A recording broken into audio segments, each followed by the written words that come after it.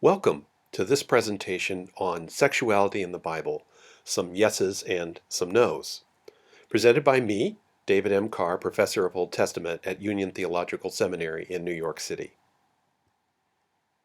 Often, when I talk with classes or other groups about sexuality in the Bible, I start with an association exercise.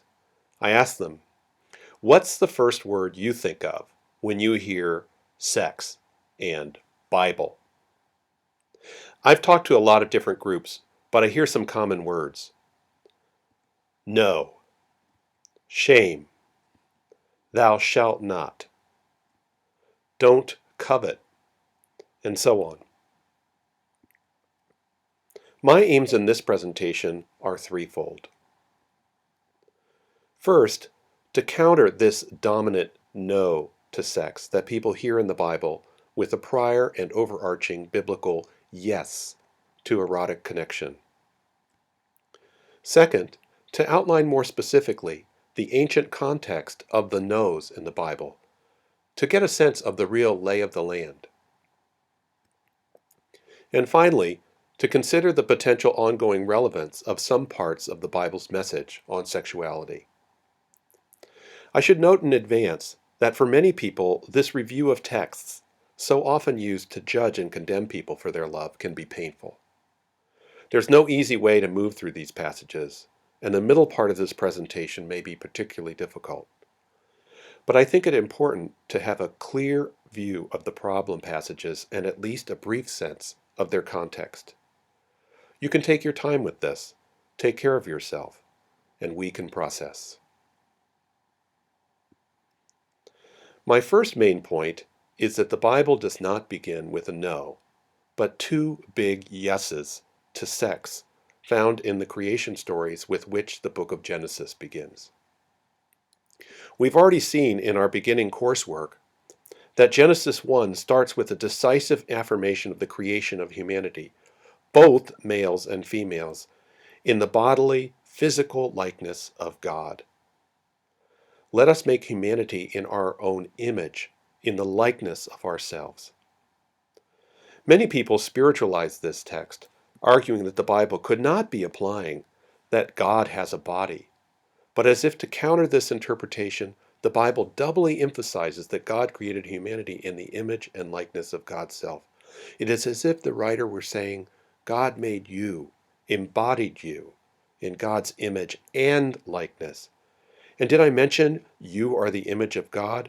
By the way, God created you, whether male or female, in God's own bodily image. And if there was a doubt about whether this meant God created humans in godlike bodies to be sexual, the text goes on to say that God blessed them, saying, be fruitful, multiply. Within the ancient world of the Bible, an agricultural world focused on producing big families to survive, there could be no clearer affirmation of sex. Yet already here, we see how even the Bible's yes to sex is conditioned by its ancient cultural context somewhat.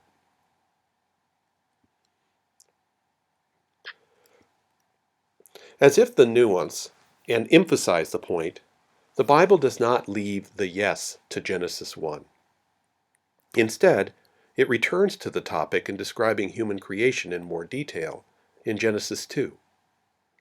This starts when God creates the human from the ground and breathes God's breath into the human to make him live. This is when God says, it is not right that the man should be alone, I'll make him a helper. And when God makes woman out of a part of the first human, that human sings a song of celebration about their common flesh, saying, this one at last is bone of my bones and flesh of my flesh. She is to be called woman because she was taken from man. And this is when the story goes on to say that their common origin of man and woman is why people from the beginning of time have become attracted to each other, attached, and become one flesh. Much more could be said about this chapter, some of which is already covered in my chapter in the Erotic Word and in the Stone article. The main point I'd stress is that there's no emphasis in this biblical yes to sexuality, on being fruitful and multiplying. Instead, the focus is on God's wish for human companionship and partnership. It is not good for the human to be alone, God says. And God then creates another human, one who is his equal. Made from one flesh, the first two humans long for reconnection. That is the human destiny at the beginning of the Bible, for partnership, bodily connection with an equal. It is a decisive yes to sex, indeed, non-reproductive sex. Yes, it still focuses on men and women, but it is as close as one could come in antiquity to a yes to bodily connection that did not involve children. According to this text, God wished from the outset that humans should not be alone.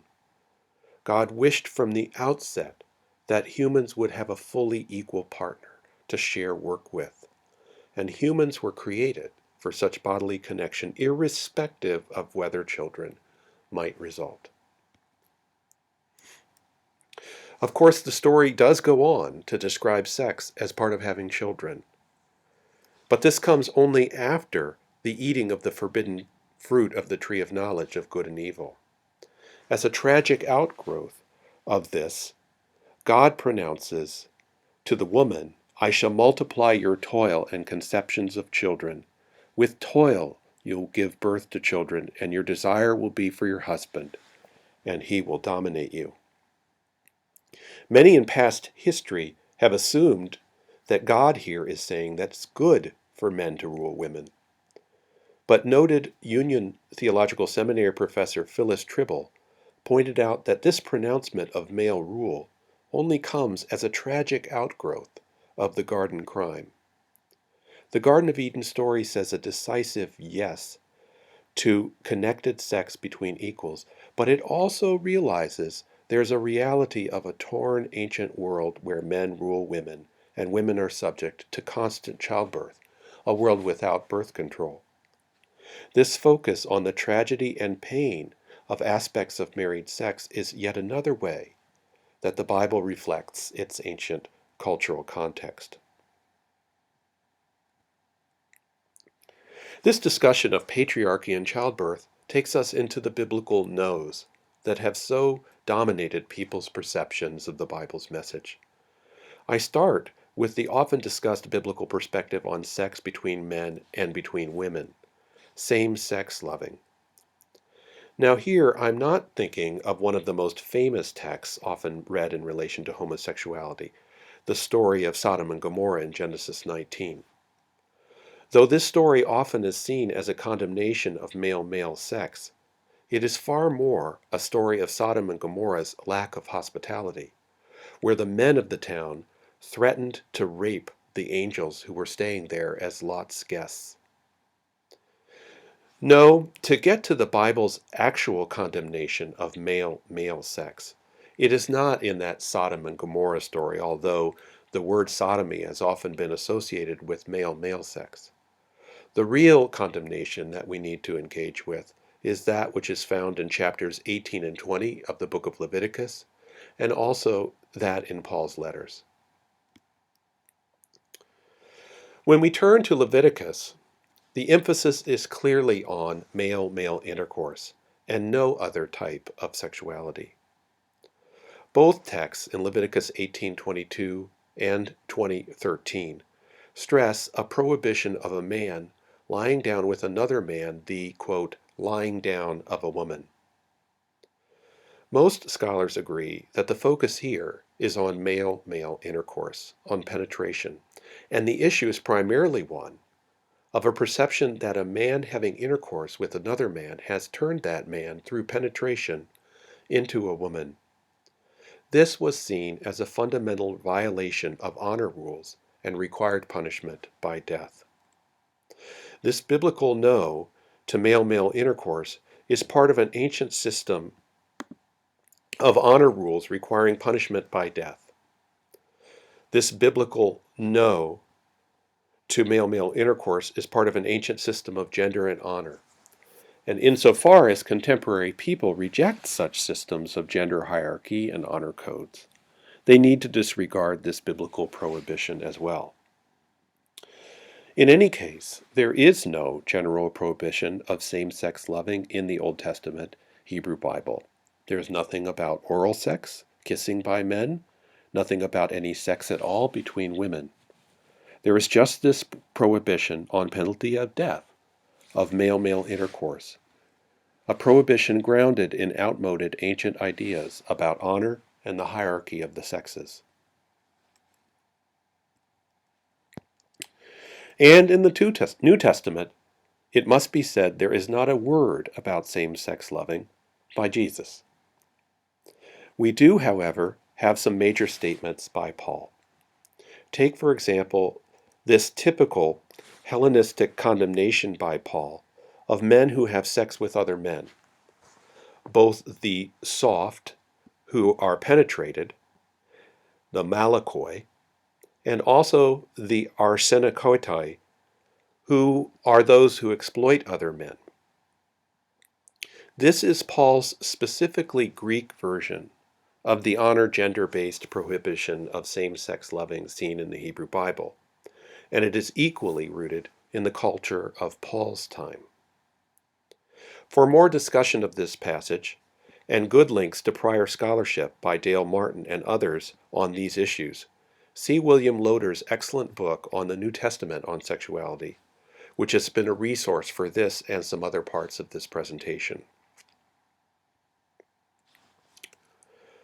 Unique to Paul in the Bible is his condemnation of female loving, found in Romans chapter 1. Paul says, "That is why God abandoned them," that is, the Gentiles, "to degrading passions, why their women have exchanged natural intercourse for unnatural practices, and the men in similar fashion too, giving up normal relations with women, are consumed with passion for each other." This caricature of female-female and male-male sex as unnatural has to do with Paul's broader hostility towards sex that I'll discuss shortly. But I will note here as well how Paul goes on in this passage in Romans chapter 2 verse 1 to condemn all who would judge others. This is a point often overlooked by people who use this chapter from Paul as a way of condemning same-sex loving by others. There are, of course, other biblical no's to other types of sex. Another chief type is adultery, which is condemned in both the Old and New Testament. But here again, the Bible turns out to be advocating norms that would be quite foreign to most people now. This is not clear, of course, if you just look at the Ten Commandments, which command, "Do not commit adultery." But it turns out that this adultery is something quite specific. It is when a man has intercourse with another man's wife, as in Leviticus 18, verse 20, which says, "You will not have intercourse with your fellow citizen's wife." The command is in the masculine singular and addressed to men. Or the same in Leviticus 20, verse 10. "The man who commits adultery with his neighbor's wife will be put to death." Or Deuteronomy 22:22, that has the same death penalty. Married men, according to this rule system, could have sex with unmarried women. Women not yet married, slaves, prisoners, widows. And it was not counted as adultery. The one thing that was forbidden was to violate another man's rights to his wife by having sex with her. If that is done, both the man and the wife are put to death. This perspective is even found in the saying in Matthew about lust in the heart for a married woman. The injunction against adultery here is directed at men, saying, if a man looks at a married woman lustfully, he has already committed adultery with her in his heart. And the point here is to get men to stop lusting after other men's wives. So there's a double standard in the Bible. Let's just say that clearly. Married women who have sex outside of marriage with any man are put to death. Married men who have sex with a woman outside of marriage are fine as long as that woman is not married to another man. Bill Clinton would have done a lot better in this sort of system, which is still somewhat informally operative among some groups and individuals today. But many assume that Clinton violated biblical rules for adultery, biblical family values. He did not, since Monica Lewinsky and other men Clinton is accused of being sexual with was not married. The way this double standard works is made particularly clear in Proverbs chapter 6, verse 26, which urges young men to be sure to patronize prostitutes before risking adultery with a married woman. The cost of a prostitute is a loaf of bread, but sex with a married woman risks death at the hands of her jealous husband. Again, the no's of ancient Israel are thoroughly rooted in the ancient gender rules of Israelite culture, rules that protected a married man's power over his wife's sexuality and reproduction.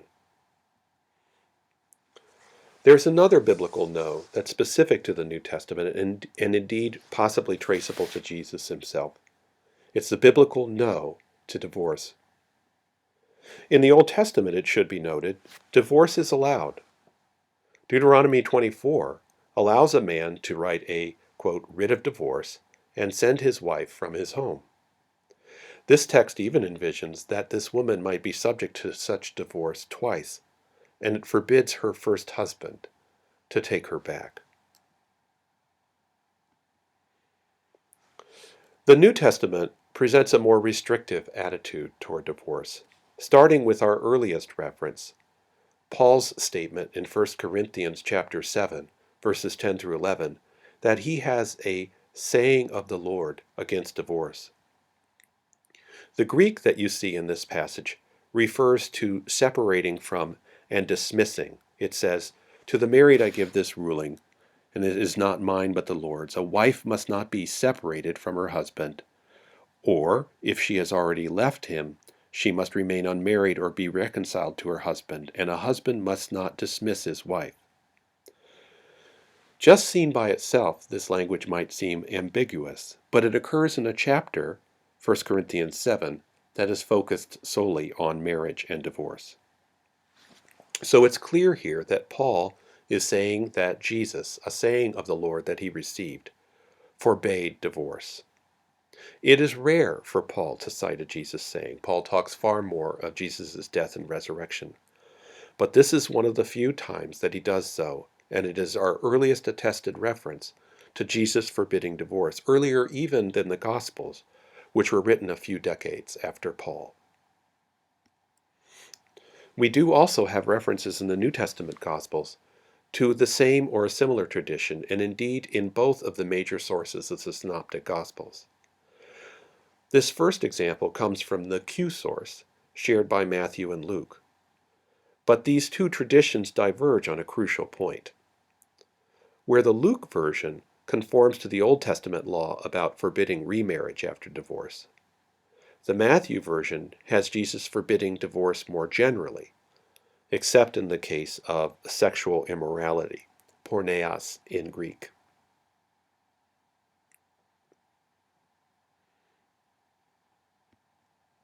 This takes us to the Markan tradition about Jesus' saying on divorce in Mark chapter 10, verses 2 to 9, and then picked up in Matthew 19, verses 3 through 9, with this latter version also adding an exception for divorce because of sexual immorality. In this striking saying found in Mark, Jesus bases a prohibition of divorce on the Garden of Eden story talked about earlier in this presentation, quoting Genesis 2:24. He says, "From the beginning of creation God made them male and female.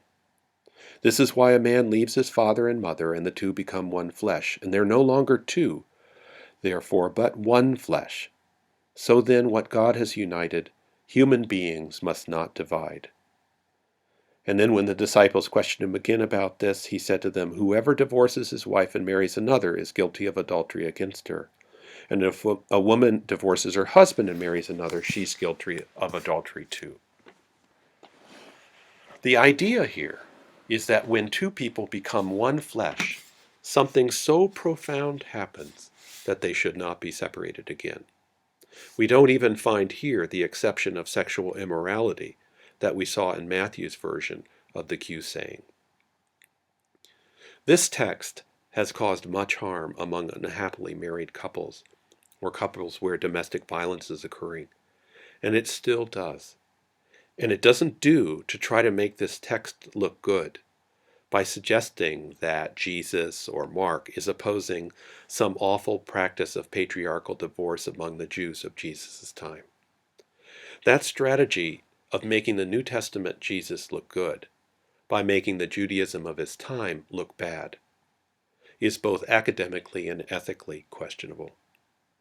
Rather, we need to confront here another place where the Bible's rules about sex, including a rule multiply attested as coming from Jesus in Paul, Q, and Mark, do not agree with those held by many today.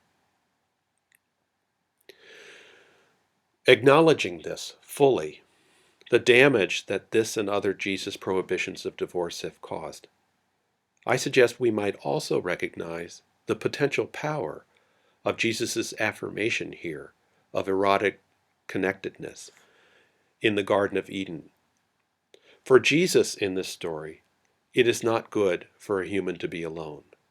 For Jesus of Mark 10, the Eden vision of erotic connectedness is primary. He says, what God has united, human beings must not divide. Might that not also apply to people joined in erotic connection outside of the male-female relationship presupposed by these ancient texts? Might there be ways in which this vision of Eden that Jesus raises again in the New Testament might be seen as an affirmation of the sacredness of connection between people? Male-male, female-female, male-female. So, I've gone over several biblical no's about sexuality, against male-male intercourse and exploitation, with the additional caricature of same-sex loving by men and women in Romans 1, the prohibition within a double standard of men having sex with other men's wives, the biblical idea of adultery, and the general prohibition of divorce found in an early Jesus tradition, possibly rooted in a strong reading of the Garden of Eden story as depicting the eternal connection produced when people become one flesh. And the list doesn't stop there.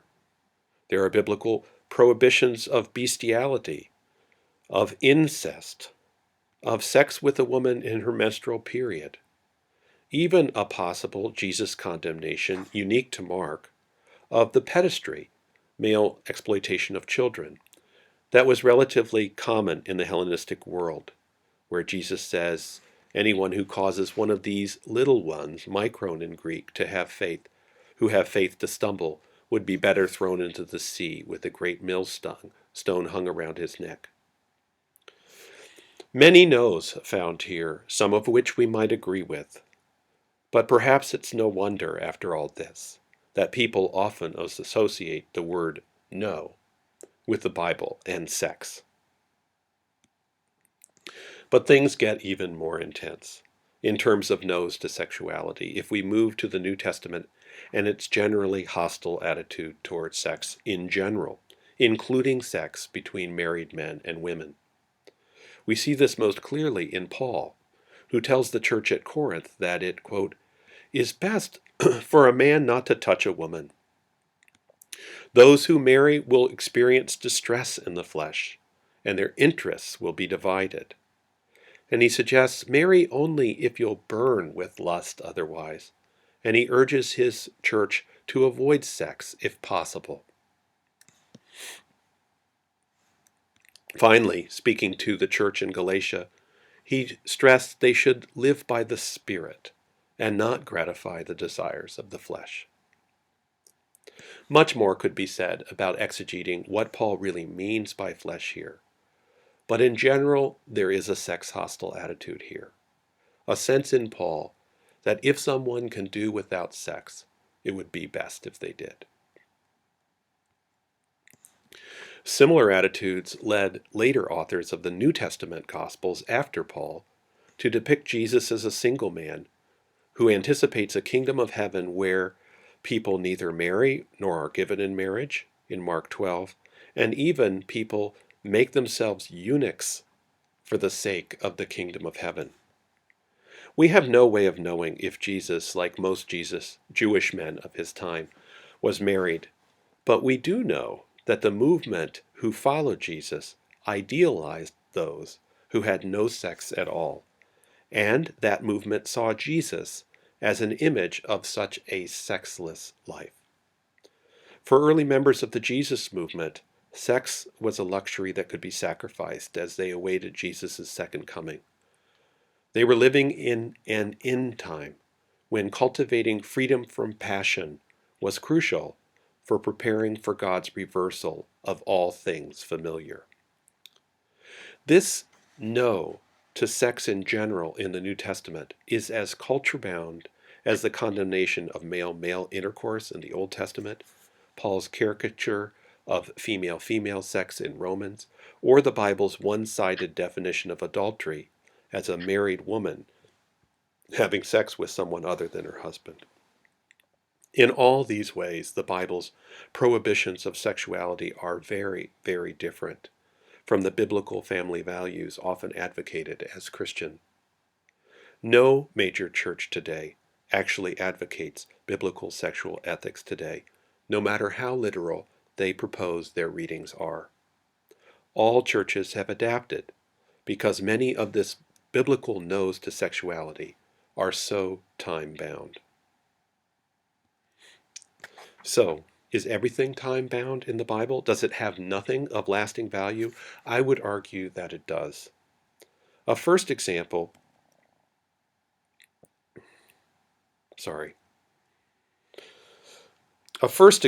would be the ideal already in Genesis 2 of sex between equals, of finding a partner corresponding to one, with whom one can no longer be alone and instead be one flesh.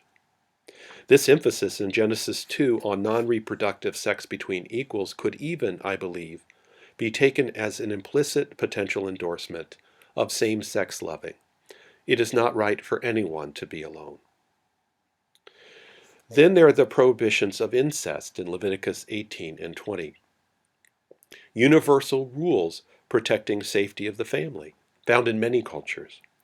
Or the possible condemnation of sexual use of children in Mark chapter 9, verse 42.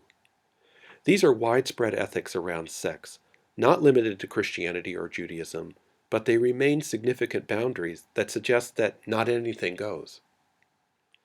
Finally, there is that enigmatic refrain in the Song of Songs, "Do not awaken love until she's ready." It starts in chapter 2, verse 7 of the Song of Songs and echoes multiple times throughout it, marking its major sections. Scholars debate about the translation of this crucial phrase. Does it mean they shouldn't disturb the lovers before they're ready? Or is it, do not arouse love before her time? I myself am inclined toward the wisdom of the latter interpretation, especially within our culture where sex is commodified. The potential power of erotic love can be forgotten. The repeated urgings in the song, not to awaken love too early, before it's ready, remind us of love's power and urge care in awakening and cultivating it. There is an important wisdom in this call, all too easily forgotten, especially in a society where sex and people's bodies are all too easily commodified, turned into goods to be bought and sold, whether literally with money or with other things.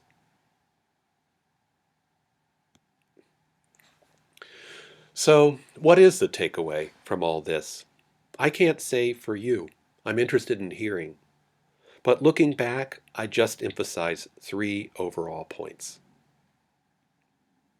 First, the Bible's decisive, primary yes to embodied erotic connection between equals, including non-reproductive sex.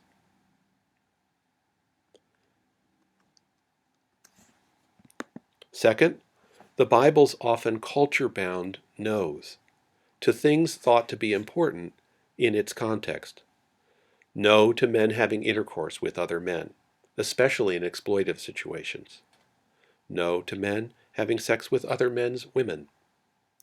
No to divorce. And, in the end times atmosphere of early Christianity, no to sex in general.